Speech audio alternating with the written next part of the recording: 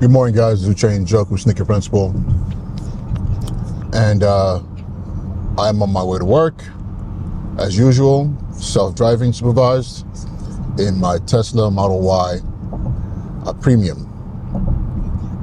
This morning I want to talk to you about a couple of conversations I had recently having to do with how often we allow ourselves to be treated by other people, especially in the professional space. I have one friend who, high level position that they have, and I'm going to try to be as nondescript as possible to protect their privacy. But they work in a space where they have a pretty high level executive role, and in this space, they are in charge of, providing services across multiple organizations. And the organization or what the service is doesn't really matter. What's important is the fact that even though they are providing these services, which is pretty intense because each organization that they support is very different in nature, has different needs and wants. But however, there's a baseline expectation of bringing synergy to these organizations under one umbrella to accomplish a particular mission, right? But as they're doing this work, they are in a position where they are not being given all the tools that they need to get to do this work right. The budget that should be there for them to get this work is pretty much not even there. So this person's coming out of pocket for a lot of things, but they're willing to do that because they want to prove their worth. They want to show their ability. They want to make sure they're being taken serious by their supervisors, by those who are above him. So doing all these different things, but at the same time, he works in a space where intimidation and fear is the most powerful tools used to motivate this executive team. And a lot of organizations do this. I mean, it's nothing new. Is it necessarily right or wrong? I don't know. I think it's up to the organization. But by creating this environment, it's led him to constantly doubt himself. Because again, he can do 10 things right, but then be questioned on something that was necessarily wrong, but questioned in a way that questions his overall judgment, right? And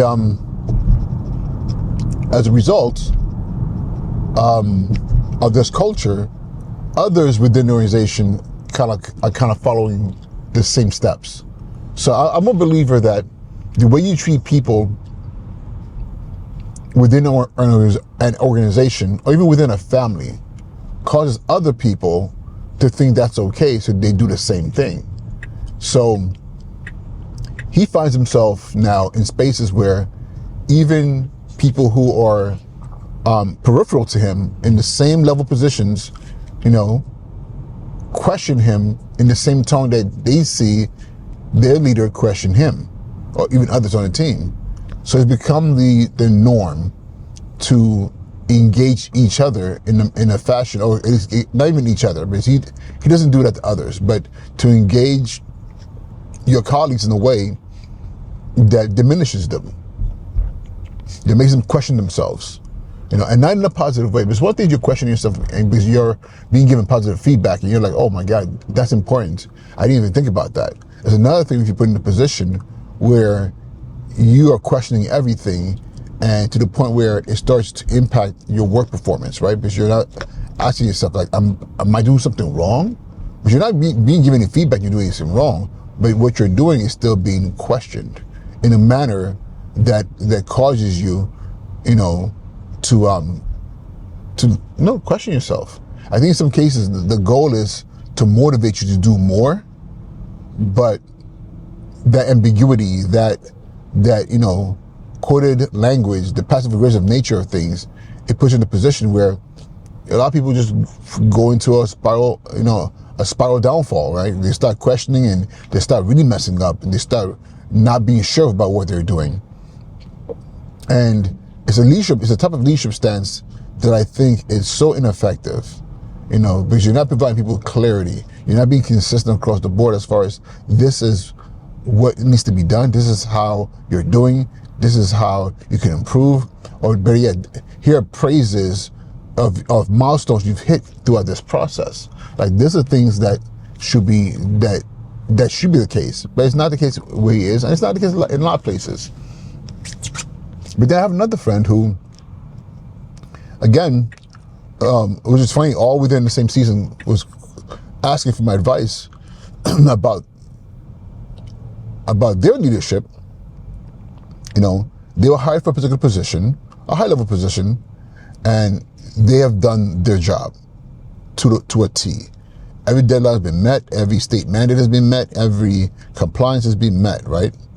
But there are other peripheral things that they do at the organization that has nothing to do with their primary responsibility. It's for the most part voluntary, and this thing might not necessarily have high impact returns for the organization, but it does have high impact returns. I mean, it might not have high impact returns for the organization's operations, but it does have high impact returns for culture.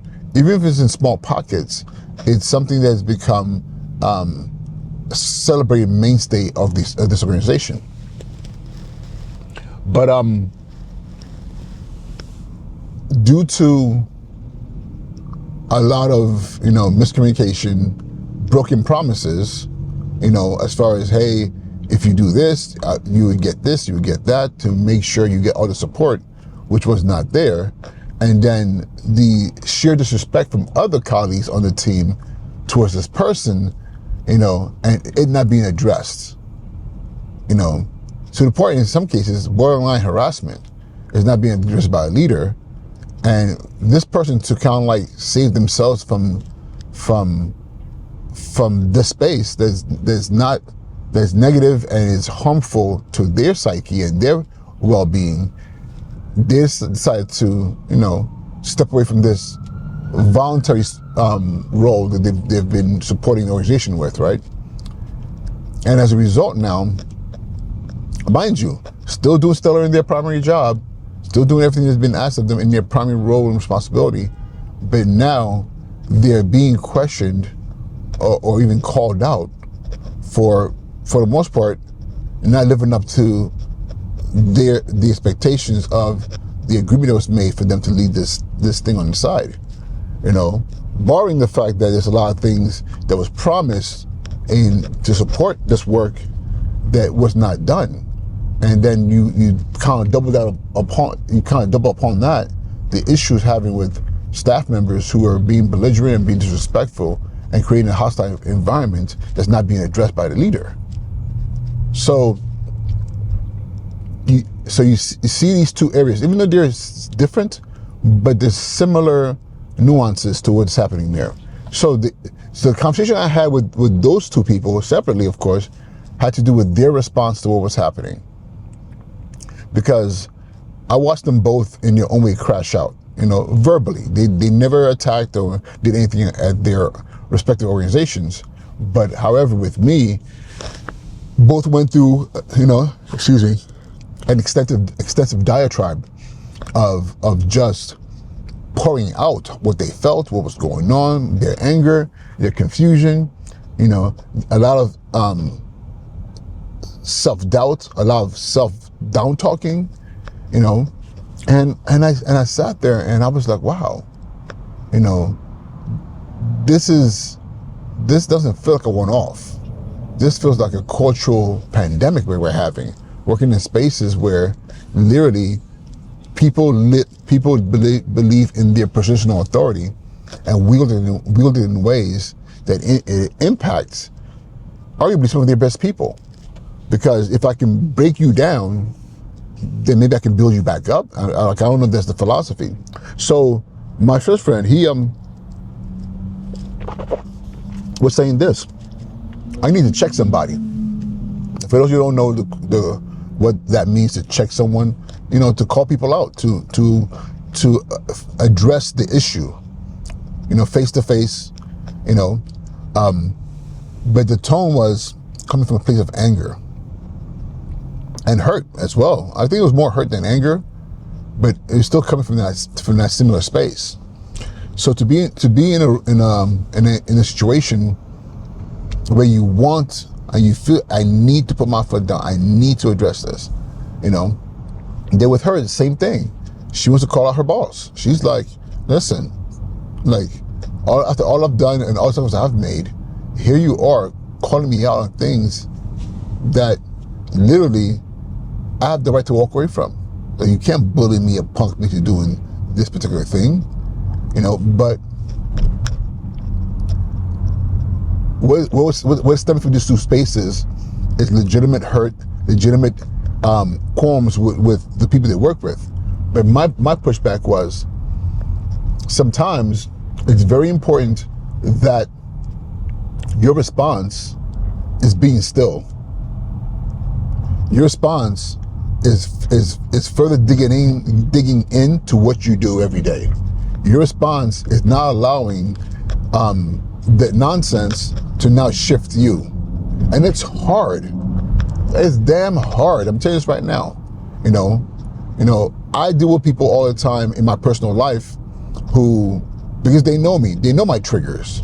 So they will send a word or an exclamation mark in a text message or an emoji or a sigh, it's knowing that it's going to trigger me into a fight. Like that, because I'm gonna have to not necessarily like a physical fight, but I'm gonna question who you talking to. Why are you just being disrespectful? And these are all things that just pull you into a space where now you've committed to the fight. You're committed to a battle. And my question as I've gotten older now is, but why? Even though in my feelings, certain people still get to me. It's a natural thing to accept. To my two friends in their spaces, the disrespect and how they're being addressed is getting to them in a very visceral way, because they were pouring out to me their emotions and what they were feeling. I was like, I recognize that, because it's a very human emotion, especially in this era now where people, they use their positional authority to not make you better at what you do, but make you question your own moral character, who you are, and that is a problem. So I think it's very important, if you're in these positions, stay still. Do not react. Learn to adopt a poker face, where you just look at them, blank look. I have a hard time with blank look because I have this little wrinkle in my forehead that always looks like I'm angry. But staying still and approaching everything from the positive. I'm not saying for you to sit there and be abused. It's one. If you're being abused, it's a whole other thing. That's why you have HR. That's why you have legal pathways to follow, consider, regardless of where you work. But however, in the moment of that person questioning you, with that warm, calm demeanor that feels like a parental figure, calling you out, some of the things that I've said is in the past is, and it's happened to me many, many times. Okay, thank you for the feedback. I'm going to really think about what you said. If it gets to the point where they're really pushing it, I don't feel comfortable right now. Can we table this and come back together? Should I have my union rep here or legal representation here? Because I'm not quite sure what we're talking about. Like, you have to defer to them by making sure it's understood that for you, this is not just a conversation. It feels like an admonishment.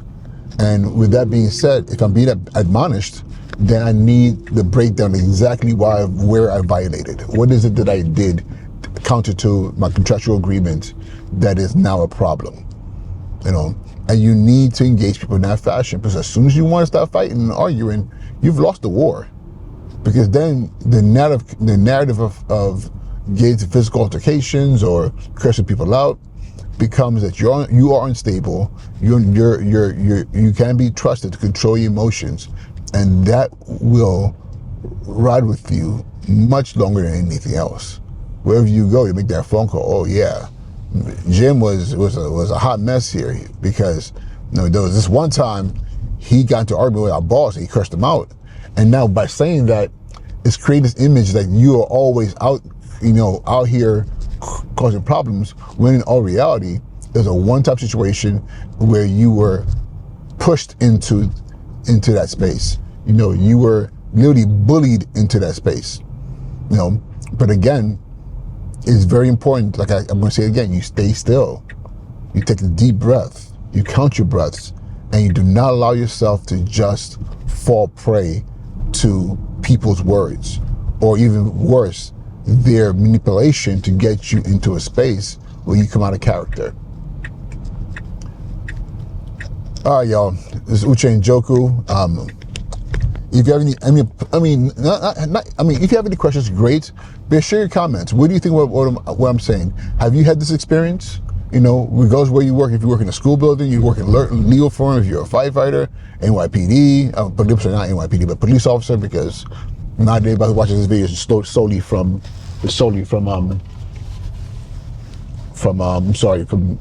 New York City. But have you been in a situation, it might even be with family, where you've had to question yourself because people are, trying to get you out of pocket, and how did you react to it? I'm sorry, I'm over here trying to make sure that coffee's not spilling everywhere. How did you react to it? What was your stance? Did you fight? And if you did fight, what was the outcome? Or did you stay still and position yourself in a way that allowed you to get away from that situation, so you didn't get pulled into the mess? And did you double down on your work and your primary responsibility? And what was the outcome of that? All right, y'all. Uche and Joku again, Sneaker Principal, and I'm coming to you from this new space, charging with the Sneaker Principal podcast. I'm working on creating more content from this space, because now I now live in a world where I can create content hands-free while I'm being driven, also hands-free. All right, y'all. Thank you again, and talk to you soon. Be well.